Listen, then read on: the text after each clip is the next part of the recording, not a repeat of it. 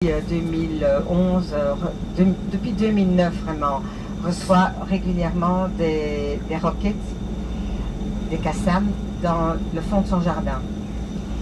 Et un jour, il a eu voilà, il s'est caché derrière un mur et la roquette a explosé juste derrière lui. Il a été traumatisé. Et du coup, sa vie a changé et il est devenu forgeron. Il est devenu forgeron. Et en fait, ce qu'il a fait, c'est qu'il a commencé à utiliser le métal de ces roquettes pour en faire des œuvres d'art. Wow. Et Luc, tu vas nous donner le passage de la Bible. Ah oui, c'est dans Ésaïe que vous transformerez vos épées en socle de charrue, Wow. etc. Vous vous souvenez de ce passage? Oui. Je ne sais plus la référence. Quelqu'un là? Je crois que c'est Ésaïe. Bet Dalet. Donc c'est 2, 4. Ésaïe 2, 4. Et donc il a commencé à faire... Sur la place des otages, il y avait un chandelier. Absolument, bravo, tu l'as vu, bravo. וכיתתו חרבותם להיטים וחניתותיהם למזמרות ולא יישא גוי אל גוי חרב ולא ידעו עוד מלחמה. Ils vont transformer leur lance en charrue et leur sabre en socle de charrue et il n'y aura plus de guerre entre qui que ce soit. Et en fait, Yaron fait exactement ça, sauf qu'il en fait des œuvres d'art. Il fait des roses, des bougeoirs,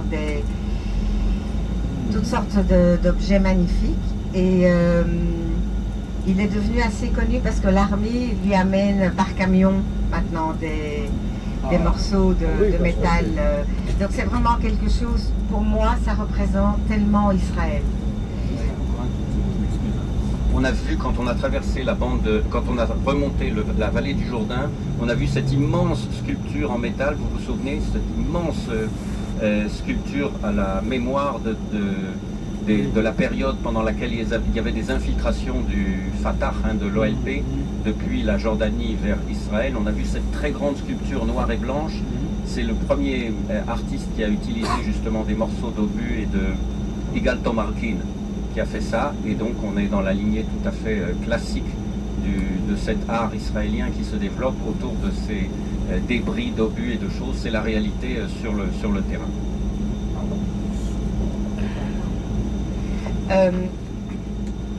Du coup, moi, je suis allée beaucoup de fois dormir chez lui, dans son moshav,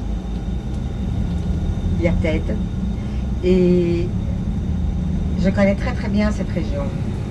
Et souvent, je lui ai demandé, mais il n'y a pas de vraie barrière, il y a juste un fil de fer barbelé. Je veux dire, il n'y a rien pour vous protéger.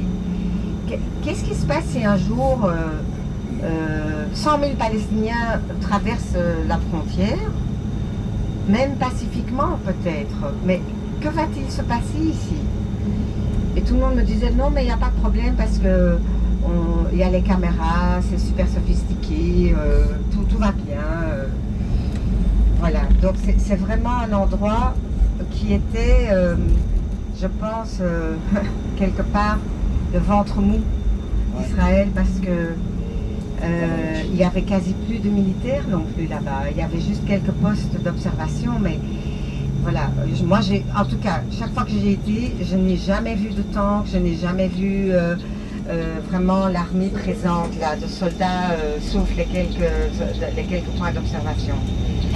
Et voilà, et donc je voulais vous dire que je connais beaucoup de gens là, et peut-être plus tard je vous raconterai alors comment ce moshav s'est défendu par rapport à l'attaque des terroristes.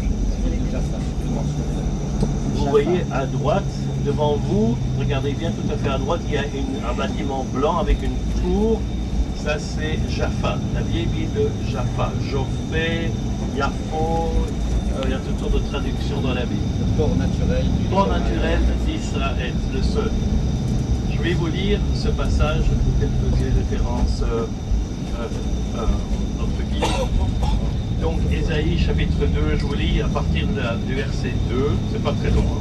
Mais écoutez bien parce que je crois que c'est intéressant. Donc on entre dans la vieille ville de Jaffa, comme ça vous savez, ça c'est la tour de l'horloge ici devant nous. Et c'est une ville, je crois que Ethan nous en parlera plus, mais typiquement où on a la communauté juive, la communauté arabe qui vivent et tranquillement. C'est rare qu'il y ait des incidents ici, il y en a eu, mais au moins maintenant ça s'est calmé. Alors je lis Ésaïe chapitre 2 à partir du verset 2. Dans la suite des temps, la montagne de la maison du Seigneur sera établie au sommet des montagnes. Elle s'élèvera au-dessus des collines et toutes les nations y afflueront. Nous représentons toutes ces nations. Une multitude de peuples s'y rendra et ils diront, venez, montons à la montagne du Seigneur. J'en ai des tremblements. À la maison du Dieu de Jacob. Et il nous enseignera ses voies et nous suivrons ses sentiers. Amen. Car de Sion sortira la loi. La Torah. Qui mitzion titse Torah ou mi-Yerushalayim var Adonai. Et de Jérusalem la parole de l'Éternel. Amen. Il Alléluia. sera, voilà le fameux verset, il sera juge entre les nations, il sera l'arbitre d'une multitude de peuples. Alors voilà ce que Ethan a cité. De leurs épées, écoutez, de leurs épées, ils forgeront des socs de charrues et de leurs lances des serpes. Une nation ne lèvera plus l'épée contre une autre et on n'apprendra plus la guerre. Amen. Maison de Jacob, venez, marchons à la lumière du Seigneur. Alléluia. Très belle traduction. Magnifique. Hein.